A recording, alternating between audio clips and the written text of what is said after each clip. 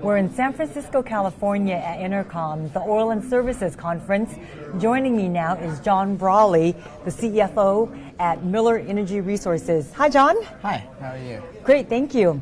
For our viewers who are not familiar with your company, can you tell us about your focus areas and strategy for growth? Sure.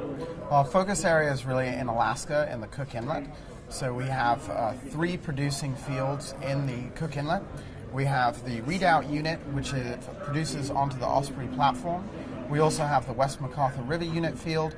And then finally we have the North Fork unit where we've just closed an acquisition. So those 3 main areas are where we're focused, and for growth, we're constantly drilling and step-out drilling and development projects on each of those 3 projects.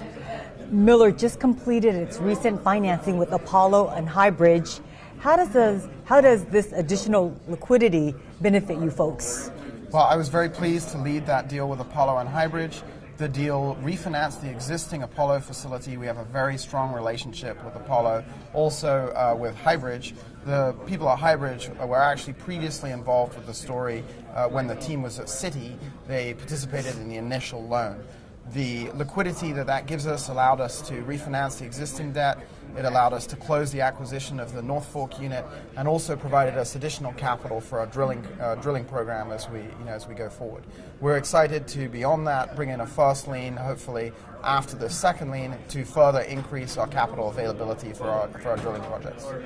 John, as of your last report, Miller was producing approximately 4,000 barrels per day. Where do you see yourself at your fiscal year end this April? We've announced that we would be at 6,000 barrels a day of oil equivalent at the end of April.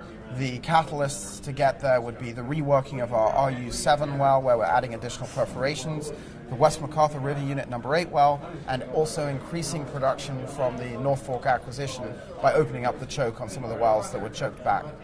What other catalysts should investors keep an eye out for from your company between now and the end of the year? I think the primary catalysts we'll have are the first lien financing that we expect to close before the fiscal year end, in front of the second lien that we've already closed, giving us even more liquidity. The operational update with regard to the West McArthur River Unit number 8 well, the RU7 well production. We'll also be testing additional zones in the Sword well that we've drilled. Following that, we'll be drilling the RU9 well off the Osprey platform. So we've got multiple financial and operational highlights that should come in the next year. John, what else would you like to share with our viewers about Miller Energy Resources?